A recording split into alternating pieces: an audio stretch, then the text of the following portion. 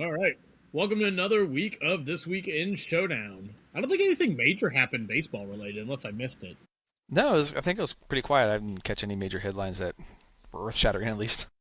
Yeah, when we go through the other, we go through the hitters and pitchers. A lot of people seem to have just been kind of came back down to earth for whatever reason.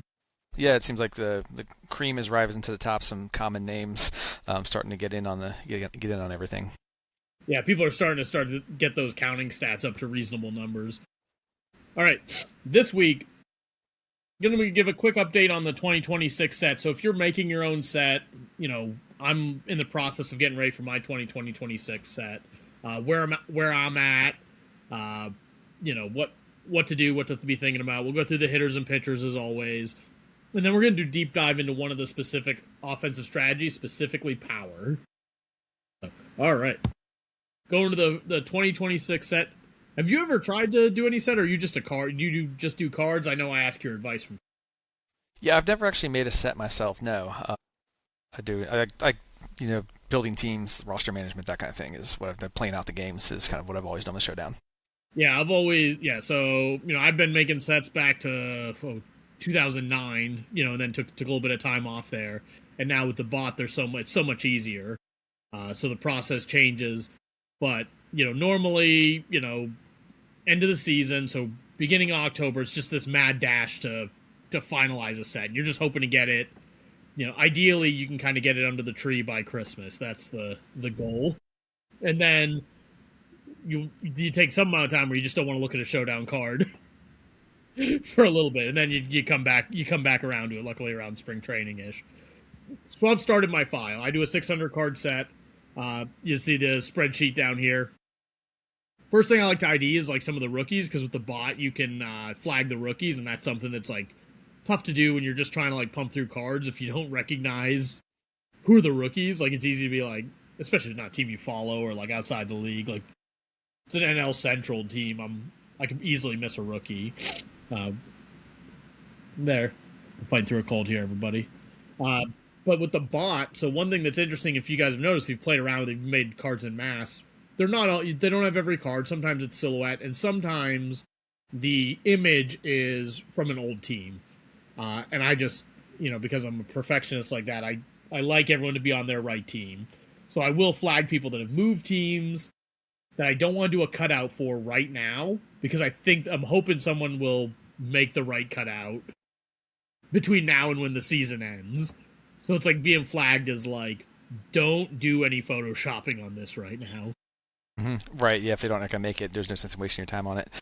Like, so when you've made like played around with the bot, have you ever done the like clipping for like the custom art at all? I spent a few minutes kind of looking when just the silhouette came up and just trying to figure out how to put, and I couldn't quite figure out how to make it work. I didn't spend a whole lot of time on it though, so but yeah, so I've tried and it just didn't work. So I'm a brat. I'll get into a little bit of the technicalities. I don't like the O2 and beyond where it's just a flat, it's an image. I do like where it's the team background and it's you kind of cutting the team out, the player out. So you have to do it as a PNG file where it's like the negative space doesn't come through as white. So you just spend like a lot of times, you're just sitting there cutting out guys' crotches for like way more time. Yeah, as my wife is watching over my shoulder what I'm What are doing. you talking about? Yeah. Yep. Yeah, she sees what I'm doing. Yep. As I'm in the family room on my computer doing all the. So you're doing the cutting out. So if you do multiple seasons, like so if you're making your first set and you're using the bot, a lot of those images will be fine. But they're not going to necessarily update everybody, right? So a lot of the Red Sox lineup has returned. Not all those guys are going to get new images. So if I want to have that under the tree by Christmas, I need to kind of proactively be cutting people out. And some of them may not see the light of day, right? Like some of them will be updated by the bot or they'll get traded. But you're trying to do some cutouts and get some work done. And then also, so normally I just do the player, but I'd asked your thoughts on this of like very special moments, right? So maybe 10 to 20 cards in a set, putting in some background where it's like, hey, this was a moment in time. This isn't just like the player on a card. So I think so far in this season, most of these are going to be postseason moments or like All-Star games. Uh, but I think the best moment right now is Joe Adell's third home run robbery is probably the closest thing we have to that at this point. You know, Yeah, I think that's cool to single out those things. It makes it different from the other kind of standard catching a ball, throwing the ball, hitting the ball, kind of things. well, that's it too. When you're doing the images too, if you do like multiple sets, it's like okay, so like Matt Olson has like been hitting for the past three, like he's been waiting for the pitch for the past 3 years. Like I need him fielding or running. So guys who've been on the same team a ton, like you just end up at some point. It's like this is them tying their shoes or joking around with the guy in the bullpen, right? Like you I just don't know like if you're very familiar with the baseball card genre and what they do there. Like they have the short print image variations. That's what I think about when you're talking about the memorable moments. You have like the base card that's got that one standard image, and all have that. But then they'll do a short print of like 200 or less cards, and it'll be an image variation of like dugout celebration or they're pitching or hitting or whatever, different than what the base card is. yeah, and that I think for me part of it's like this is almost like a moment in time. Like this set is kind of like remembers like this player on this team. Like how did this team do? Like there's somewhat of an aura, and then like every once in a while there's just a moment that's like okay, like if you can make it clear with the art that this was a moment, and then also it's like a history lesson for if younger people are find them. So that's when I'm working on my 2004 set right now. So with the Yankee, or like I'm kind of tinker through it, the Yankees and Red Sox, there's all these custom ones. As many of you would guess, there is definitely Veritex is definitely him with his glove in A-Rod's face. And part of me wanted to have that be A-Rod's photo too, but I just felt like that was probably not ideal. That's probably not in the spirit of what we were doing. But yeah, if you're cutting these things out, if you're trying to do that in a sprint, it's tough to remember like what those moments are. So you try to flag them as you see them, and you're also just trying to chunk through. So by the quarter mark, next week we'll do the quarter pacing episode. So it'll be a little bit different structure. It'll be a little bit more full counting stats as opposed to the week that was. But at the quarter way mark, I kind of want to have about 100 images cut out of the 600. These are kind of your guaranteed, unless they break their ankle tomorrow. Yeah, so you can see here, so like for the Braves, these are all guys who like were on the Braves last year who already have a bunch of at bats. So Baldwin, Olson, and Albies. And Yastrzemski I have in red because he was traded. So I'm hoping that the bot has an updated Yastrzemski image. So I'm like, I just want to mark that so I don't go through and cut him out and waste my time spelling out his last name, for nothing. So yeah, these guys, and then the purple means that their image is new in. That's just my little signal to myself. That's like, hey, they have a good image in the bot. Don't just use the bot image. Okay, so like Pete Alonso's first time as an Oriole, and his image already is updated in the bot. He's as an Oriole there. Yep, and so like okay. Ben Rice is still was with the Yankees last year and this year, and he also just has an updated image. So okay. So like you want to you'll check for that. So when I go through in October, I'll actually my process will actually be bot image, check against last year's. If it's the same, go get my cutout. If I don't have a cutout, get to work, right? Mm-hmm. Yeah. Yep. I guess I do have, before we move on, I do have a question about your 2026 setup and what you're going there. Because like I said, I've never made a set before, so I'm just kind of curious. I know you use the bot, and is that the framework you use to kind of guide how the set is going to be? Because I know we've talked before about, there's sets that lean more speed, there's sets that lean more power. Do you let kind of the bot guide that, or do you have an idea going in? This is the kind of the set I want, or these are the kind of players I want? Is there a template you use as far as there's going to be this many of 16 to 20 home run guys and that kind of thing? Those are the 16 to 20. You have to earn those, right? And we're actually going to go through that specific example. So as a whole for speed, it's tough to because if you're going to go against the bot, you actually have to break out Photoshop, and it's a bit labor intensive. So if I wanted to change 30 people's speed to make an average set into a fast set, that's a lot of work. And then there's also the I think this is an exercise where you want to hit it where it's pitched most of the time. There are times where I think you do want to do what's good for a set. So this year I can imagine McCutcheon, it will be a DH, right? Most likely on his card. DHs historically, there's always a problem of they all look kind of the same. Mainly they're all slow.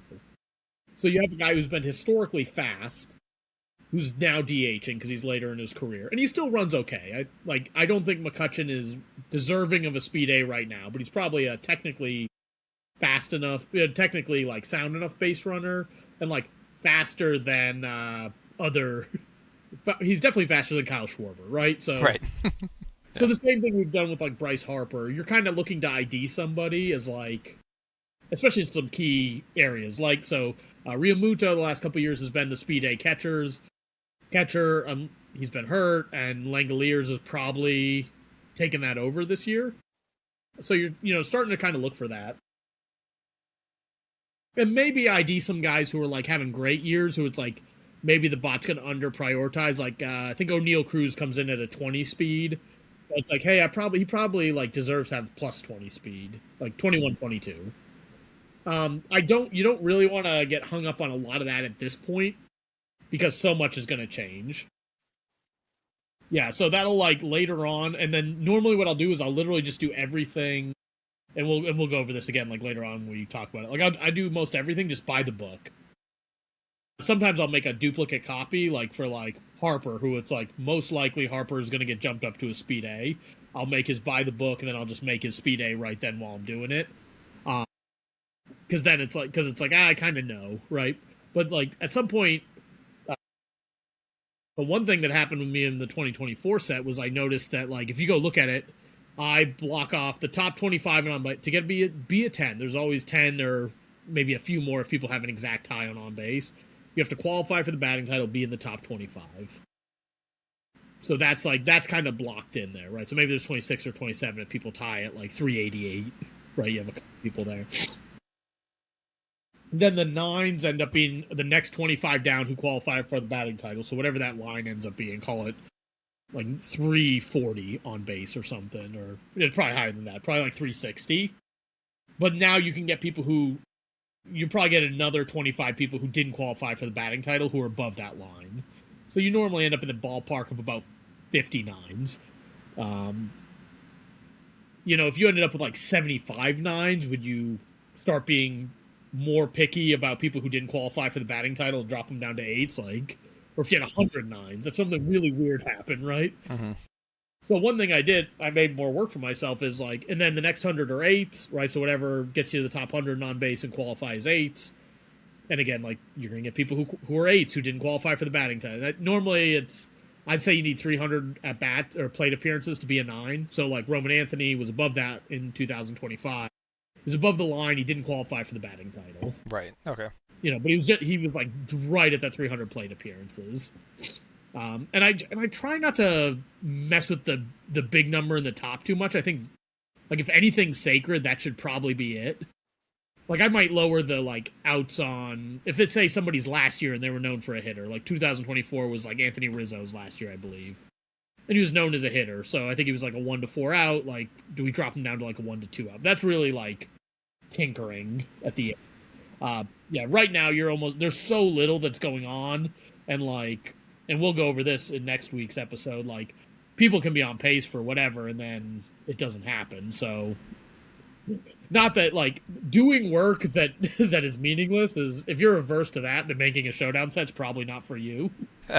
Doing, redoing, and going back. Yeah. Yeah, but like this is like at this point, the one thing is like you just know that like I'm gonna need art, I'm gonna need pictures, and I might clip people out who end up in the bot as a better image. But I just want to do that because I want to have it under my tree, for Christmas. So that's the big thing. And just kind of IDing and seeing how the teams work out. Because I think at this point, at the quarter way mark, almost nobody is guaranteed to be on a team. Maybe Matt Olson, if heaven forbid, I don't even want to say anyone's name, but if one of these people, went down with a season-ending injury right now, I'm not sure they're guaranteed to have it's kind of close. So, all right. Speaking of people who are on their way, we'll go through different parts. I could talk about making sets all day. It's just interesting to me because, like I said, I've never made it, and it's just how you can see the blood, sweat, and tears that have gone into it, and the couple things I've done with you, and it's fascinating to me the work that goes into it, and it's a great product that comes out. So. Yeah, and then there are other people who have perfectly legitimate ways of doing it that are different, right? Right. Like if somebody came to me, so the original set was 30 tens, which I think the logic is that if we were in some sort of communist baseball system, everyone could have a 10. Yeah. I think that was the logic. I thought 25 was I always thought 25 was a better number because people are just going to supplement, but yeah, they're perfectly I've seen other people make sets that use completely different starting spots. I think that I use the 25 because that's what the page loads on MLB.com when you get the stats. So if someone had a more I think the 30 probably is more reason. I don't even know if they use 30 so every team could have one. That was my best guess at it. Yeah. All right, people who actually playing some baseball here. Buxton just seems to do this every year. Just have 2 weeks where he just goes nuclear. Yeah. So I'm going to try to bold people if they're on back-to-back weekend. I thought Moniak was because maybe he was just on there because he was a number 1 overall pick. Yeah. I also have Matt Olson on there 3 times, twice home runs. You can tell where the copy and pasting comes in. yeah, Moniak's on there twice too. Yeah. Who on here were you able to watch this week? Let me see real quick. Who did I see? Did I see any of this? I watched a ton of Red Sox and none of I watched a ton of Rangers, and I don't think they played anybody that was on there. Their offense is struggling, so they're not doing anything there. But it's good to see some names on here that are starting to pick it up. If Buxton can stay healthy, that goes a long way. What Olsen and Atlanta are doing right now is just crazy. And Ben Rice and Aaron Judge just keep on ticking in that Yankees lineup. Hopefully whatever happened to Rice today isn't major. Acuna seems to be on the DL, so he's another guy that's okay, the counting stats are... He's probably not going to be able to reach insane counting stats between not having a hot start and now being on the DL. So now it's can you get a hot spell and get a prorated? Yeah, I don't know I forget what Acuna's injury was, but I remember seeing across the board this week. It seems like the hamstrings are starting to go. It's that time of the year where you get those kind of injuries. I know there were a couple players that had hamstring injuries this week that are down for a few weeks. Yeah, and sadly, I hope Acuna has a monster card, when he had the 40-70 season. He had 2 years of just monster. Yeah. Obviously there were times where people maybe thought Buxton's best days were behind him, and he put up this card last year. Mm-hmm. Very, very doable here. Again, not as many names on the list, so I don't know if they're just more off days now or what. But there were, and then we go over to the pitchers and nobody had an 8 inning. So Suarez had Ranger Suarez for the Red Sox had an 8 inning to start the week. So if you have 2 starts, you have to average the 7. So he had 4 shutout and then came out with a hammy. To your point, everyone's starting to get a little tight. But nobody averaged the 8. Nobody had a 1 8 inning. Evaldi had a great start. Yeah, that's his numbers here. I think Emerson went off. He was the one that I saw, Emerson Hancock, with getting 14 strikeouts through 7. Yep. Yeah, Nick Martinez on here back-to-back weeks. That's surprising. He went 8 last week and 7 this week. So yeah, people are going up. Yeah, and then seems like most people are going to get the 7 innings pitched by getting to 200. 200 innings. That's just the way to do it, which means you basically need to start more than 30 games. Right, and you're talking 2 to 3 players this day and age. Yeah, so Logan Webb is getting himself back into the. Remember we early on here we were what this was our hope of having a 7-inning pitch guy. Well, I'm curious with Scooble, since this is last year on his contract, if they're going to push him a little more, make him go later in the games, because there's no sign that they're going to re-sign him, so they might as well run him into the dirt. They might put him out there for a few extra innings. He has a chance, I think, to get 7 innings. Does he have any trade value? Would they dare to part with him? If they're they'd be crazy if they're in the race. I don't know. Yeah. They don't seem to want to pony up, right? So that's right. Yeah. I do not do the free agency. Whatever I think happens in free agency is not going to be what I can do is I can put a power team together. That is the one thing I can do. So broadly, so we've talked about, hey, we have a draft. And you really have a couple components to a team. One, you have your lineup, and this is more. I think this is more apparent in Showdown than it is when you watch a baseball game. Is you have your lineup, you have your defense, you have your starters and your bullpen, and obviously, if you're actually managing a team, that stuff blurs and those things are connected. But when you do a lineup, and especially in Showdown, you want your lineup to make sense in some sort of way. And probably one of the easiest strategies to comprehend, but I think people miss on like the nuance of it, is this power team. So I have a power team in our league. Claude has a power. Is anyone else really doing this, or Not full on power like your approach. I don't think so. No, not that it stood out to me at least. There's a lot of high contact, not much else teams. which is funny because there were people who took the Maguire type players, and I think they're miscasted, and so I think they're spending a lot of points really inefficiently because they're not leaning in. Right, they could have spent those points on another player who had done better, or maybe situated it well. But so here's the core premise of a power team, and the unique thing is like the team only can execute its strategy with the advantage. Like there is no that's the most probably differentiating part of this strategy versus some of the other ones we'll cover, is like you have to get, like, if you didn't get the advantage ever, like your team would be completely incoherent. Yeah. Like, yeah, I think you see that in some of the, like, your team in the season we're doing right now, where you'll have 8 runs one game and nothing the next. It's luck of the dice. Yep. It's also probably the strategy where you would be the most apt to like change the order of your players based on the control of the starting pitcher. Like you may bring up a lower on base guy who's like just worse up higher just to try to like separate your power a little bit. Well, yeah, I mean, Sammy Sosa against a 5 control versus a 3 control is a huge difference. Yeah, absolutely. Yeah, so here are some of the classic guys from the original set. I mean, so the Maguire and Sosa, that's kind of that elite tier. And then you have like these Giambis and Griffey. So we're gonna go through, but the idea is you're gonna have a lot of guys who can just be instant offense. They can at least get a run. You're not manufacturing a run. The idea is most of your guys. There are a couple guys who won't have this, but like a vast majority of your guys, like they walk up, they are in scoring position. They need to get the advantage, but they are in scoring position right now. And when you get the advantage, you want to take advantage. You want really potent charts. And if you're doing a salary cap, what you really want is you don't want to be paying a ton for some extra stuff. So typically you want relatively low doubles, and you're probably going to sacrifice speed and defense if at all possible, right? We'll talk about some guys who are good. So for this, so key to success, get the advantage. So the pound for pound best example of this in the set was Giancarlo Stanton, right? Like he has. Have you ever seen Big Fish? No. Oh, great movie. Give it a watch. But Danny DeVito is talking to one of the characters, right? He's basically like been taking advantage of this kid. What's his name from the episode 1 Star Wars, McGregor. Ewan McGregor? Yeah, Ewan McGregor. Yeah, he's basically is like, getting free labor from him for like blackmailing him into years of free labor, and then finally he just like he cracks and is going to give him what he wants. But what he tells him, he's like, "Kid, you don't have much, but what you have a lot of." And that's kind of what you're looking for. So Stanton is great, right? He doesn't have much, but what he has a lot of it.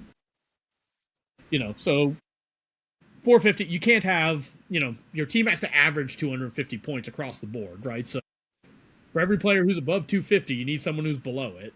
Yep. So for 450, like I'm not paying for any speed. I'm as slow as possible, right? Like I got relatively small out. They're all strikeouts, some walks, but like not paying for doubles or triples or all that. I'm just getting my home runs, right? Yep. Which is good, because if he got on first, he's only going to score if another person hits a home run anyway, right? Like he's not going first to third on anything. Mm-hmm. So, but he's got to get the advantage, right? So if he doesn't get the advantage, he's going to be in trouble. The expensive players, right? So if we say that everyone has to average 250 points, for the people who are over it, like what am I actually paying for? And it is a high on base with a potent chart. Like that's just the most core. Like you can get potent charts at low on base. That's not a problem. But your key players are going to be these Cal Raleighs. And luckily in the 2025 set, there's probably 4 guys who are at this tier, right? There's Judge, and then the 3, 10, 16 to 20s. And Raleigh actually plays like a critical defensive position if you can stomach the catcher +6, So you're taking away a normal punt position, but that's fine. So is this something that you're seeing people trip up on a lot? Like, do you think that they're maybe not boiling it down this much? Yeah, the biggest thing they're looking at is on base. Let me max that out, and then if it comes with power, that's a plus. That's what it seems to be a strategy of a lot of the teams that went halfway. I guess you'd say halfway into the power approach. Like somebody like Stanton is almost a necessity if you're going to go all in to get, you're got 450 is expensive, but it's not over the top. And with somebody like Raleigh, you got the high on base, but if you have the advantage, it's not automatic. He's a 1-6 out. And so that's the negative of an expensive player with high power is a lot of times you don't have that Stanton, which is only a 1-3 out. So that way, if you have the advantage, the worst thing is getting the advantage, not even at least getting on base, much less hitting a home run. That's a killer, right? Yeah. Because at least if you get on base, theoretically, the next guy in line can hit a home run and get you in, right? Right, exactly. Get a couple guys on base, and then the 3-run home run. I mean, for a power lineup that's built correctly, you should be hitting 3-run home runs frequently. So so we have talked about Jose Ramirez for your team, and that like the reason he's valuable is he can score runs and drive in runs. And obviously, if you're hitting home runs, that's going to happen a lot by default. But Raleigh has the ability, more than other people in my lineup, to get himself on base. Right. Yeah, with the speed, the 10 on base, and just the ability to hit singles, if nothing else. He's an 18-20 home run, I think. But again, it comes to the lineup construction. Having Trey Turner and Nico Horner in front of him, they're going to get on base, and he has the ability to hit multi home run. But again, he's about the only big power threat in my speed lineup. Yeah, yeah, and also like with Raleigh, like those walks are just as good as singles for me. Mm-hmm. Yep. Right. Okay, so because the power team's really not built to steal bases, so you're not afraid of the walk on the chart. So the worst thing for like if you're looking at stealing bases is you steal a base and the guy behind him walks, and it's like okay, you just risked getting thrown out and the guy walked anyways. Yeah, nothing else. So you start to get to medium players, and you basically there's two things you're looking for. So as a medium player, this isn't a punt. Is you either need to like get on base for cheap, right? So I had Cronenworth 1 year. I think Gleyber Torres kind of like, he's a little bit of both. He wasn't perfect for me, but he does a little bit of that. So these are your three, 250 to 350 point guys, give or take. Like, okay, like. Yeah, don't use Cronenworth at first if you're spending those points on him. Don't use those +4 points in the middle infield on first base. No. And then or like this Taylor Ward card is also like very appealing too. It's like, okay, I get a nice potent chart. So Cronenworth, a 10 to lead off is great because I can put it in front of all my guys. And then, you start to try to go through the lineup and extend out. So yeah, Taylor Ward's a great card. The 8 is not a bad on base if you're putting him trying to drive in runs. It's a really good chart. 17-20 is powerful. Yep, and I would also say, so you see a lot of these guys who are 1-5, 1-6 out. I don't think that's as killer because like basically anything besides a 17-20 is pretty much failure. Right, the way you're looking at your lineup, yeah. Yeah, so like I mean, obviously like a 1-5 is like real bad. It's like crit fail, but like if you get on with a walk, like against some guys, it's like, well, we're not doing anything from here. Right, because if you have Taylor Ward and then you got Stanton behind him, and then let's say Ward walks and then Stanton hits in the ground, double play. It's just like so. Yeah, you got to get comfortable. You got to be comfortable rolling on the pitcher's chart. You need to be comfortable like just having innings end out of nowhere. All right, I mean, so punt players. When I say cheap on base, I'm not relatively cheap for where they are on base. So I have Iglesias is not my 9th worst hitter, but I put him 9th so that he can get back on base for Raleigh at the top, right? So he's my 9 hitter at 150 points, plays a critical defensive position, like most of your punts are going to. So this is what you're trying to do. It's like if you're not hitting home runs, you need to be trying to get to the base, or you're just in there for defense, right? Like a normal punt would be.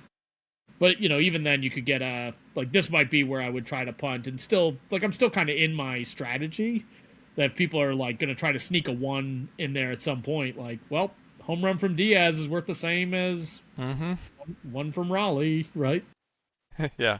Yeah, he might hit, 200 for the year, but he'll get his home runs. He's got to get lucky enough to, get the advantage a few times. Yep. So you tell me here. So the good matchups, right? Like what I want to see. So like Crochet is in the Cy Young candidacy for our league, mm-hmm. and I am chomping at the bit to play him. Oh yeah, yeah. That 3 control, like I said, like especially for the team he's on, the 3 control 7 innings. That's the team that only has 3 relievers. So really, Crochet has to go 8. So you're talking in the 8th inning, he's at a 2 control most of his starts. So yeah. Yeah. So I'm giving up I'm giving up what 10% when I don't have the advantage, but like the times I do, I'm gonna try to crush it. He could. I mean, if I don't take advantage, right, I could get out the advantage, and he could easily keep up his Cy Young ways, but him carrying his 560 point price tag with him all 4 games, like this is a great card for me to face. And then somebody lesser, right? Like so Hauser's basically the same thing. That 3 control. It's like I'm not gonna win or lose on their chart anyway.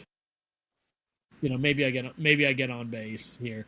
Is that what you're when you're playing these out with my team? Is it just kind of like I'm probably at a huge disadvantage game 1? Yeah. It'd be interesting to go back and look and see which games in a series you're losing, and I think it'd be against those 6 and 5 control pitchers. It just makes a lot of sense as far as how that goes. Yeah, one thing that makes it tough too, if you do a league that goes to a playoff that shortens from 4 to 3 starters, and the 5th starter becomes a reliever, like probably hurts the power lineups the most. Because one, you're probably facing like the low control the least, and you're also the teams now all of a sudden have 1 more reliever. I'd also bet I make a good bit of hay off people when they're top. Oh yeah. Well, because you're not like you don't have a chance to all of a sudden sub in once you lose the advantage.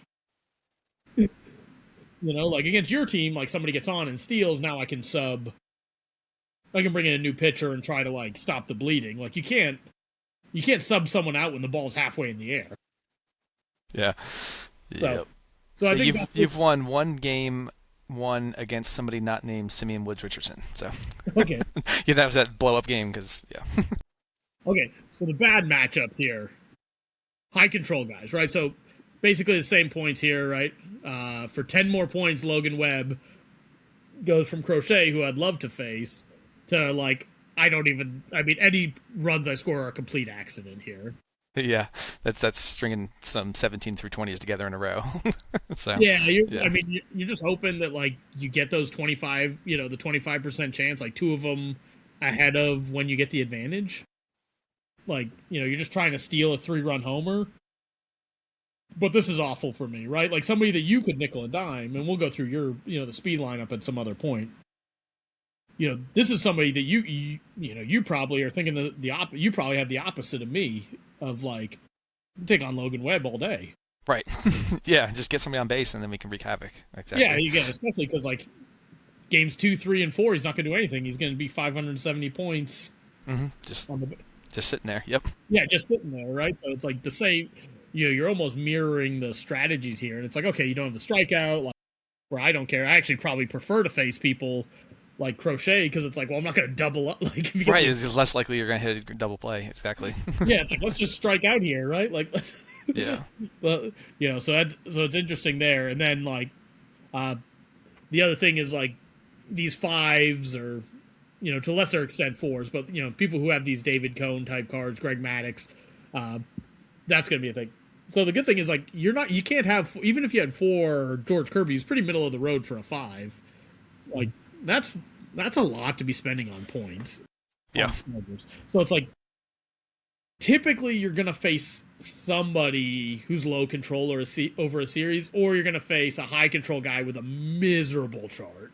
Mm-hmm. Yeah, I think just looking at how the last couple of leagues have gone is people tend to go, I think the way the set's built or whatever, but people do tend to go more towards that 3 or 4 control starter for a majority of the rotation. So you'll have a 3 1 to 15 or 3 1 to 16, and that's really good for a power lineup team to get the advantage a good amount of time. And the tougher reliever rules probably benefit me more than others. Right, stretching relievers out, and yeah. Well, plus a lot of people put a lot of points into lineup and starting rotation rather than relievers too. So there's, I think, on the whole, some weaker relievers on teams.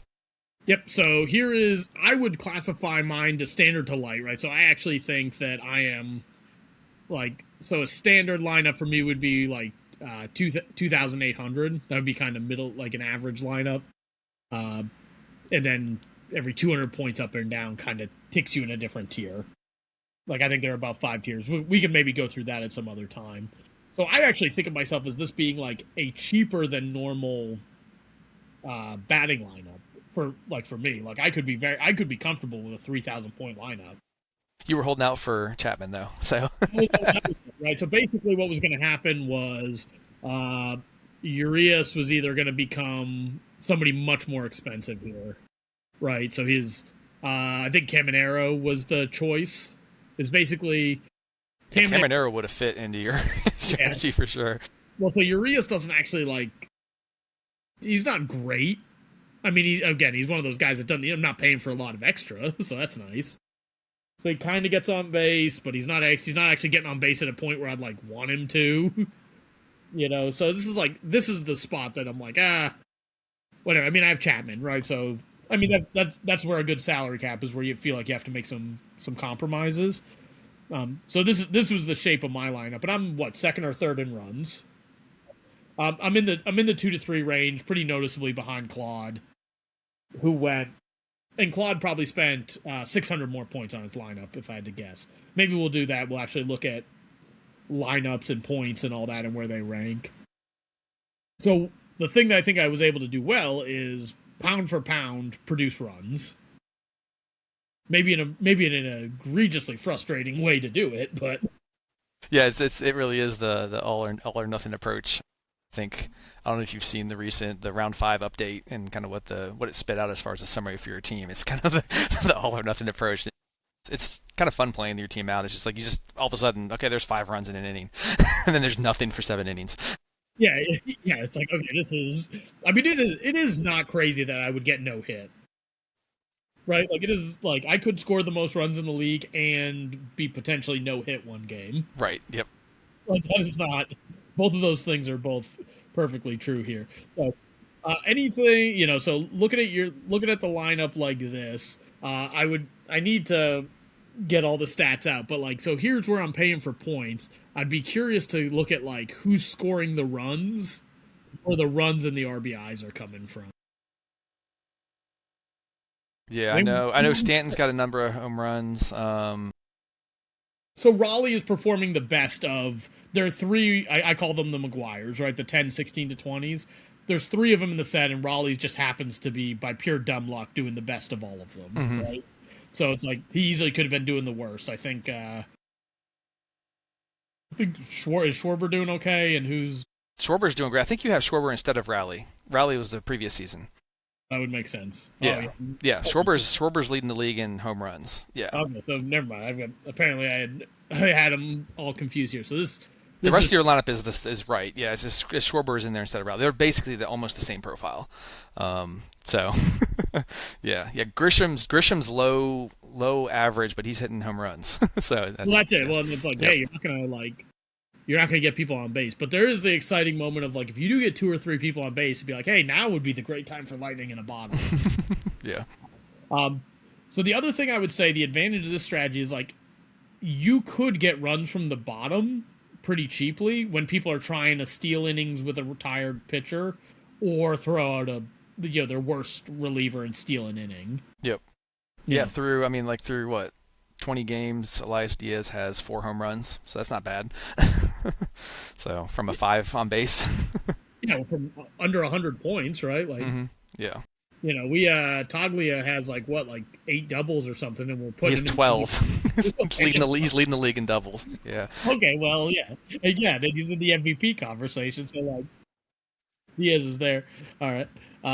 Okay, and then just quick the math behind it, the way that I kind of break it down here. So the big number for me here is this home run score added. Basically, that is what does the batter bring to the table for the percent chance of hitting a home run every at bat. So, like, when Schwarber comes up, I actually think that he has a 8.75% chance to hit a home run every at bat. And these are the different controls. Sorry, I'm fighting a... Try not to sneeze here. So this is 6, 5, 4. Bless me. 3, 2, 1, 0. So he's got a 5% chance, off of the 6s and 6.5, 7, kind of working its way up. On average, if you average all these, it's 8.75. We've done the math, and it turns out most of the time you're facing a 3 or a 4 pretty heavily. Like, it's a pretty standard deviation, skewing a little bit with a longer tail with the 6s and 5s. But here's the formula here. If you keep spreadsheets on your own, don't put it on your league sheet. I don't believe this is public information, in my opinion. Like, this was not on our league sheet. This is my own sheet. But if you keep your own, you should put this formula in, and you should keep these. Then you should basically be trying to maximize for average home run, and then if you want to weight these differently, we can put the percentages out there. Any other thoughts you have on power teams? I know we'll go deeper into this math at some point.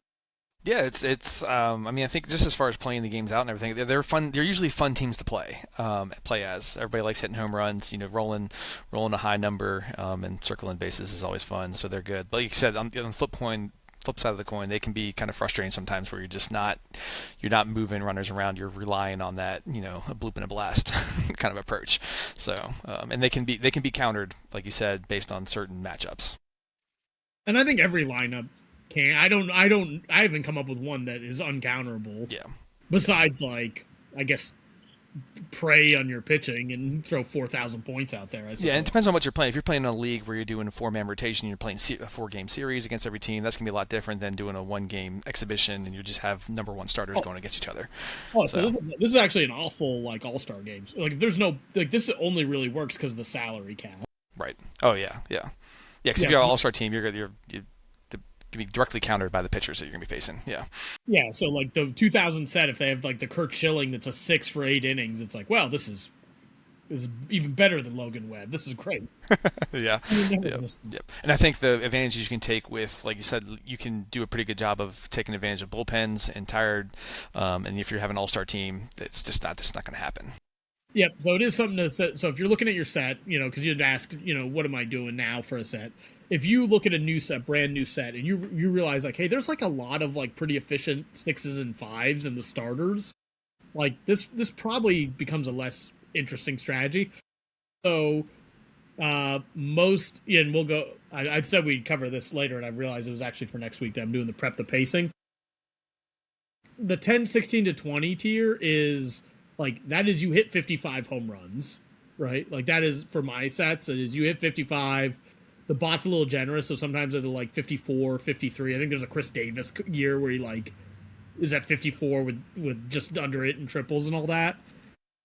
But it's like, so every year that doesn't happen, right? There are plenty of years where the most home runs is like 49 or whatever.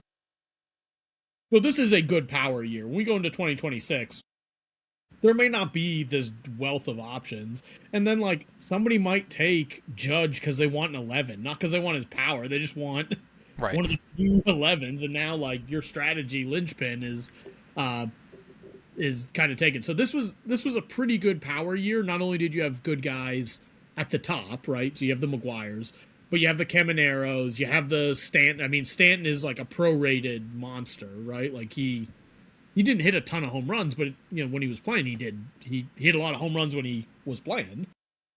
He didn't have much, but what he had a lot of.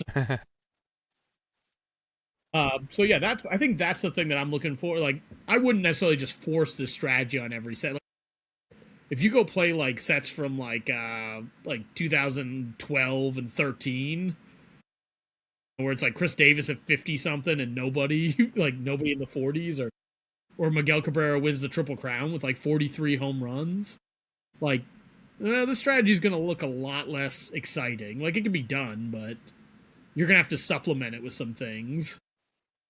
It's like, oh, like, I'm not spending 550 points for a 10, 16 to 20. Maybe I'm spending 550 points for a 10, 17 to 20 speed B with a double.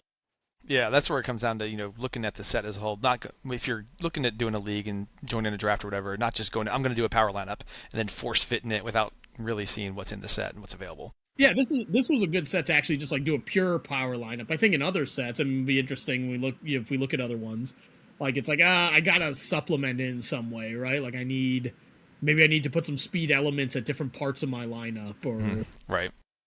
So that's interesting. Yeah, put some speed at the bottom. That way you can bring them around to when the top lineup comes up or whatever. Yeah. Yeah, because there's actually you're the speed lineup. I think we'll do that, but then there's also the Moneyball Pinger lineup, which I think is actually very hard to do with this set. I think this set is not well positioned for that. Like, they're not good, cheap people at their on bases where you can just keep the carousel rolling and everybody's real flat. So we'll talk about that when we do that. Like, what do you do when the set doesn't cooperate with your strategy? Right. Awesome. Any other thoughts here before I let you go? No, it's good to dive into some of these different lineup constructions and seeing how things can go. I mean, everybody's looking to do drafts and take part in leagues in some way or the other, so it's good to have some stats behind it and some discussion. Yeah, absolutely. I know people are interested, and some people just go pick their favorite folks, but some people are like, hey, like, how does this work? So want to break this down, we'll continue to do this, and then like if we do deep dive, we'll make a mega episode where we just put the different parts of the theory together here. So all right, well, this has been another week in Showdown. Great having you.